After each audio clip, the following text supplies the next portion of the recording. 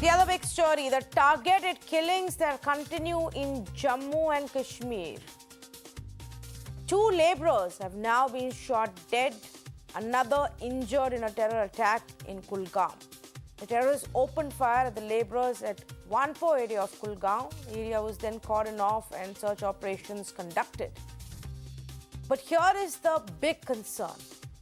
11 civilians have been killed in a spate of attacks that have taken place just this month. It began on October 2nd, where two civilians were killed in Batmalu in Srinagar.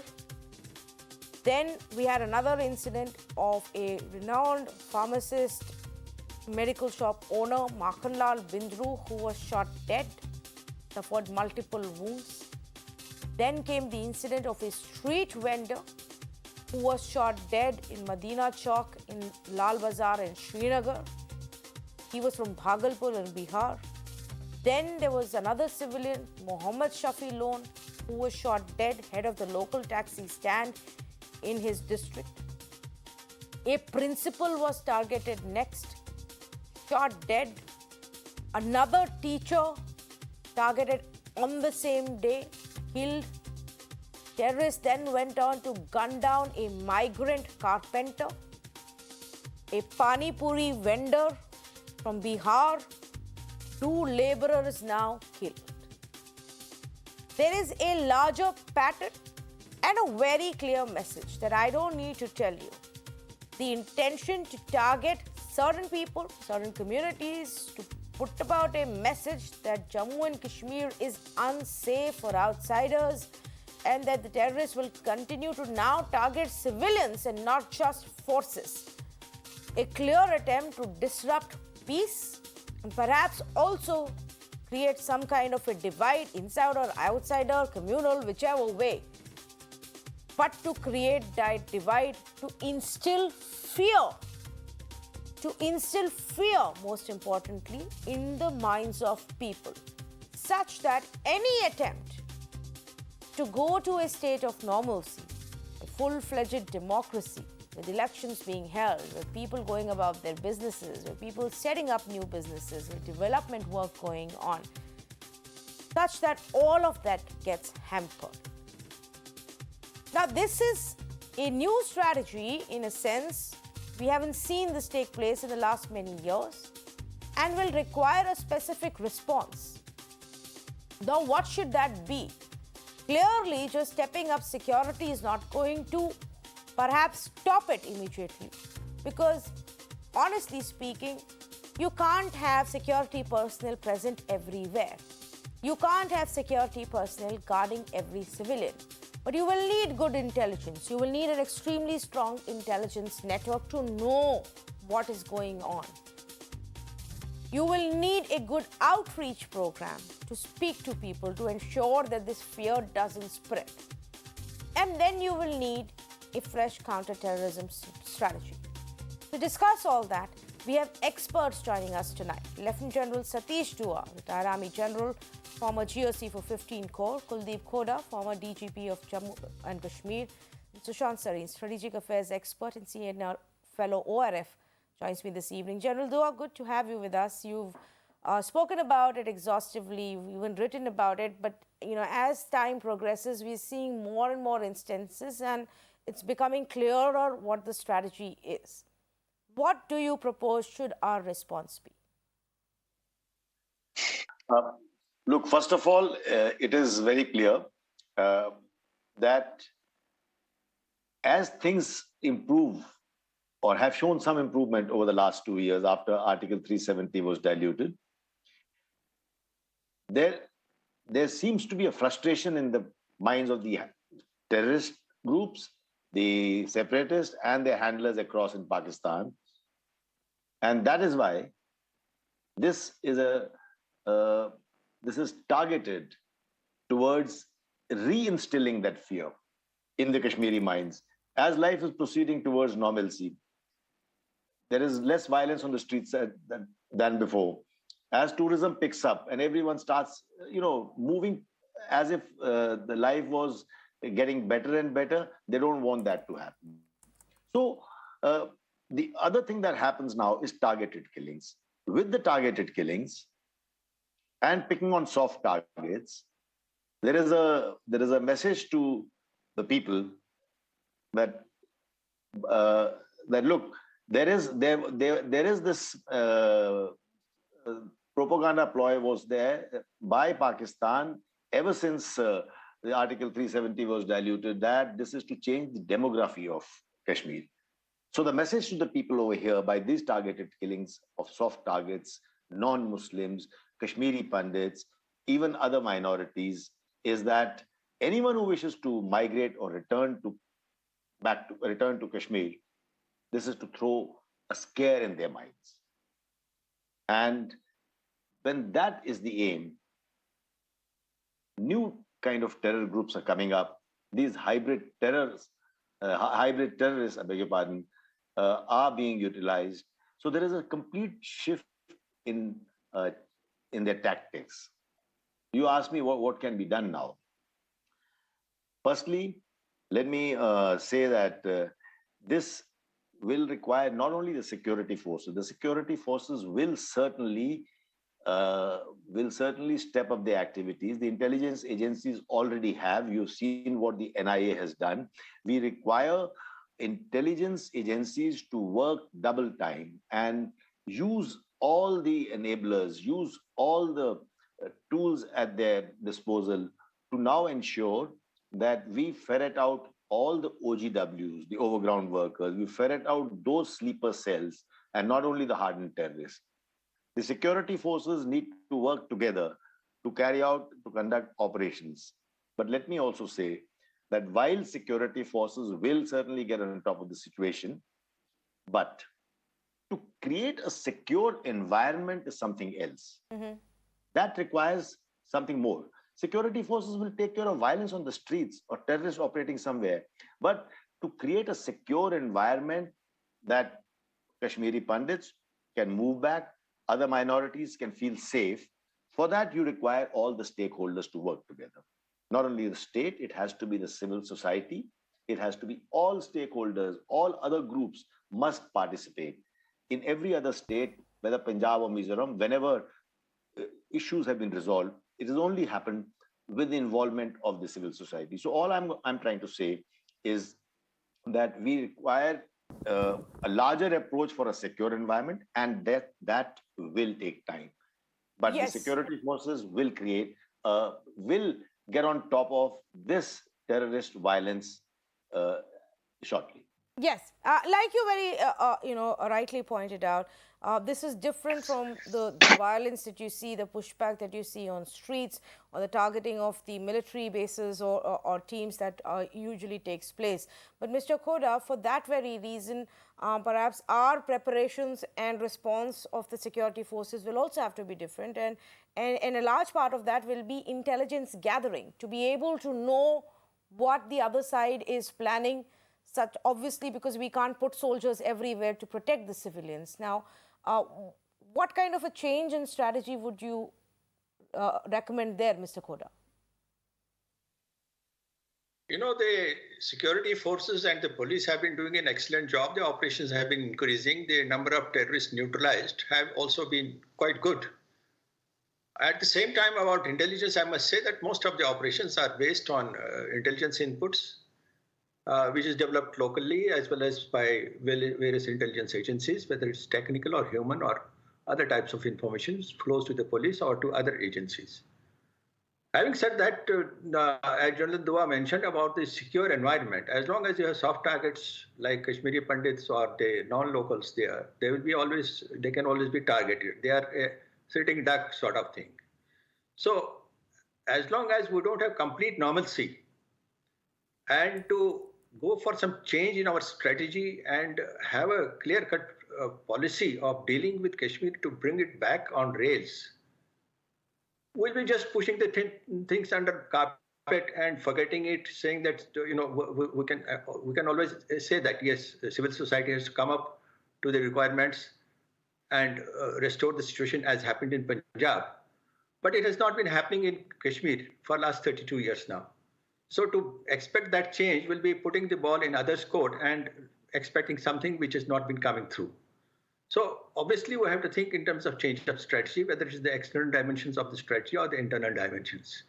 We have been always hesitating to take Pakistan head on, obviously because of various issues like Pakistan is also a nuclear country and there will be economic loss on both sides. But I think the options are getting very limited now. The diplomatic efforts, the economic efforts have also been increased, especially during past few years. But at the same time, Pakistan is not changing its strategy. It is in fact trying to focus more and more, especially after the Afghanistan developments.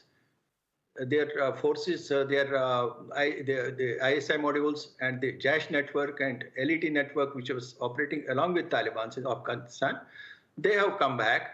And if you see the encounters which are taking place during last week, 10 days, especially in Poonch Rajouri belt, they are obviously very battle-hardened terrorists. And they know the strategy, how to take on the regular forces. They are well-trained, well-equipped, and still the operation is going on for the last 7 days. And we are not able to get them, not because that our forces are not capable of that. They will be killed, they'll be neutralized. But it shows their capabilities, their training, and their determination has increased. Obviously, they are much more trained than what we are getting previously. So to expect a change of its own and to leave it to other agencies, I think will be just postponing the problem. The problem can always erupt. And as far as the return of Kashmiri Pandits or non-natives staying there for work, like laborers, as long as there is no secure environment, they cannot possibly return, and it will be expecting too much to happen that way. That way, we are leaving the leverage to Pakistan as and when it wants to open the tap of terrorism, as and when it wants to target the civilians or the minorities, it can do so. To say that it's because we have done something to render the atmosphere safe for return of Kashmiri Pandits or minorities staying there, that may be, I think, exaggeration of the situation. We have tried various methods. The gradual return we have tried, the PM's package of settlement through employment we have tried. It has obviously not given the desired results, though some results have been achieved. Yes, and whatever few people did come, now if the terrorists carry out such kind of attacks, it will be very difficult to convince anybody to continue staying there, and that would be counterproductive for us. So that's what the government at this point to handle on ground. But Sushant Sareen, to the point that General Dua was making, the second aspect was about involving all stakeholders. The security forces will do what they have to do, and they will step up on it. The other aspect is to bring in all stakeholders and design a strategy where everybody works together. That's a little tricky to do in Jammu and Kashmir. It's always been. So how does the government handle it? With all due respect to General Dua, I think that's a mission impossible. That's not going to happen. How do you bring all stakeholders onto a common page? Some of them will come in, the ones who are going to remain in opposition or who feel that their politics is better served by stirring up the streets, the Mehbooba Muftis of the country. They're not going to come on board. So I think it's a bit of a mug's game insofar as I can see. I don't see how that is going to work. And frankly, over the last 30 odd years, Tanvi, this talk of a political solution is more of a trope than anything else, because nobody really tells you what a political solution is going to be. And nobody really lays it down as to what exactly is a political solution that everybody will be willing to work with. That is one part of it. But the bigger problem is that, look, what is happening in Kashmir, the terrorism, the radicalism that has happened in Kashmir over the last 30 odd years and is continuing, has nothing to do with the politics of the valley. It has to do with something else. And it has to do with what is happening in other parts of the world. These are guys who are getting radicalized not because they are poor, not because they don't have jobs, not because they don't have education. None of those reasons which, the bleeding hearts will give you are the reasons for these guys picking up the gun, for these guys going and killing somebody in cold blood. And I think we need to stop being in denial as to why this is happening. It's a pure and simple Islamist radicalism phenomena which has been in Kashmir for the last 30 years. The labels change, that Jammu and Kashmir Liberation Front suddenly becomes a very secular organization. And actually, trust me when I tell you this, they were the so-called intellectuals of Delhi in the early 90s who used to say JKLF is a good guys because they're secular. These fellows were killing Kashmiri Pandits. They were putting Kashmiri Pandits through a sawmill. They were, killing Air Force officers in cold blood. They were doing all sorts of things, and people in Delhi were saying that these are secular people. And I can tell you names. Some of them are deceased now. So, if you have this kind of brain in how you tend, take on this particular issue, then I don't see how you're going to get solutions. That is one part of the problem. Sushant, so for The other part example, of the you say problem is- obviously a lot of this comes from the radicalization that continues to take place, and it becomes easier and easier in today's day and age with the kind of access that you have to technology. Communication is so much more easier, and so is radicalization. Then what are we doing to counter that and to stop that? Nothing, simply because world over, the attitude is that if you are apologetic, it is a counter narrative. You are not countering it in any meaningful way. You're countering it through apologism. You see it in Britain every day. You see it in India every day. For example, Tanvi, I know I'm deviating from the topic a little bit, but it's relevant to what is happening. How much have we actually spoken about what has happened in Bangladesh over the last 4-5 days? And why? And where is that coming from? Why is the response of the government, in the Bangladesh government, what it has been? It's supposedly a secular government. Why has it been so mealy-mouthed? Why isn't it ready to take on these guys head on? And why are the people, the secular lobby in India, so quiet?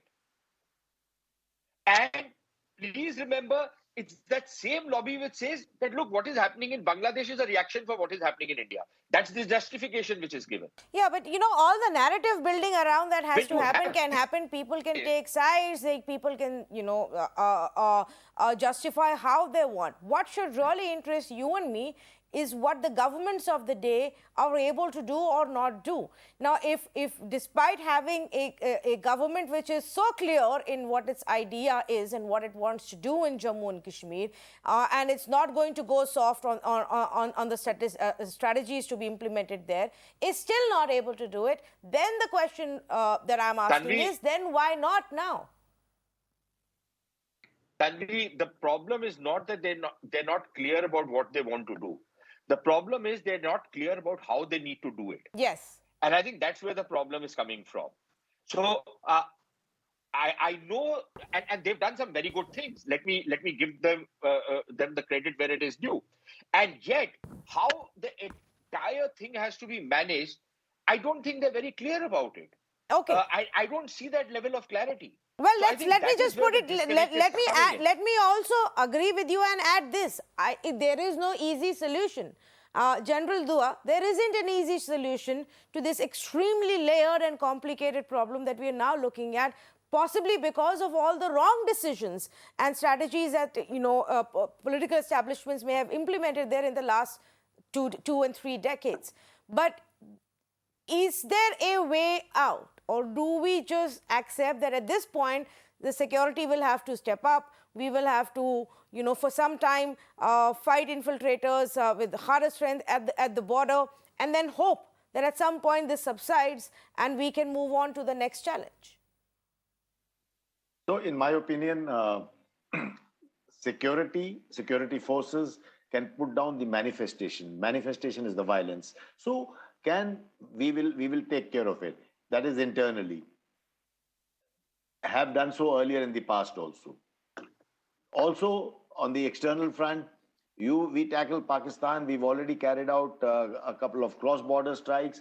We use the diplomatic instrument of power. You use the financial instrument, corner them on FATF, and all that should go on one side. But the fact remains that all these will still remain measures measures of the security forces, the army and the other forces put together. But that, even if it brings the violence levels down, that is not going to resolve the problem. The solution has to be political, no matter which way we discuss it. And to do that, we have to work towards the economic development of the place, all of a government approach to the outreach, etc., that is happening. And everyone concedes things were getting better, albeit very slowly. So the point is, we will have to continue to do that. And I suppose we will also have to work towards meeting the political aspirations of people as soon as the situation permits. And it is only when we take all those steps will we be able to involve other stakeholders, as I was suggesting earlier. So the point I'd like to conclude with is an all of government approach is required. In fact, all of nation approach is required. If we continue to play politics, which we have been doing, the country has been doing, the state has been doing for decades, then I'm afraid we will eventually be working at cross purposes. You take any TV debate on this, and if you bring some politicians in it, we are only making political points and not working towards a solution. So I suppose the present moment, things that have started, if we continue with that tempo, with an all-of government approach, and that's the only way out. Otherwise, we will continue to be, the progress will be static. Thank you. Mr. Kota, the argument that was also made, it's a tricky one to implement, to bring in development and inclusion as also a means to, resolve this current conflict. But if the terror attacks continue, then the inclusion and the development will also not happen. Nobody is going to invest there. Nobody is going to move there to also find work. Absolutely, Tanvi. These are interdependent on each other. The issues of development are well taken. That is required, and development work has started also in a big way. And the job creation through industrial growth has to take place. The industrial policy has been announced, which is very attractive. And beyond that, we have to ensure that there is ease of doing work and ease of doing business. As still, we have problems with the regulatory mechanism which is operating in J&K, which is very complicated and is not giving results on ground. The industrialists, despite the industrial policy, are still feeling frustrated about the process they have to go through to establish any sort of industry, even in secure places like Jammu and Kashmir and Udhampur. And the corruption part of it is also still there. That needs to be tackled in a big way. All these are well taken, but the point is that as long as we have the terror on hand, as long as we are following the present policy of dealing with the terror and dealing with Pakistan, it is not working. It is not giving the desired result. It is not ending the terrorism. In many other countries, terrorism has been taken head on and it has ended also. Even a small country like Sri Lanka has been able to deal with it very effectively. The point is that we are not prepared for some return damage. Of course, we have to take Pakistan head on. We have to think in terms of it. Pakistan is not going to give up its policy on Kashmir. Its own existence, the existence of Pakistan government, any political government is also dependent on the Kashmir issue. So we have to think in terms of a solution which is other than what we have been practicing for the last 32 years. So obviously, we have to go for military options, possibly in as we can understand, combined with diplomatic and economic measures also. And on the local front, we have to obviously what General Dua has mentioned, that development process and transparency in working, transparency in government functioning, ease of work, ease of doing business, that has to be established. Those changes need to be made. And unfortunately, Mr. Koda, everything else that you and General Dua have also listed out and Sushant was also referring to is really up to the political will of doing that. There is no debate. There is the question being raised on whether the security forces are up to the task and up to the challenge, and they will. But unfortunately, for decades now, they have been doing that. And they have been sacrificing. And we have lost lives of soldiers. But it's the political part where we get let down every time. Will we be able to design a new strategy to tackle this challenge? Remains to be seen. Completely out of time. Big thank you to all the panelists for joining me on this conversation.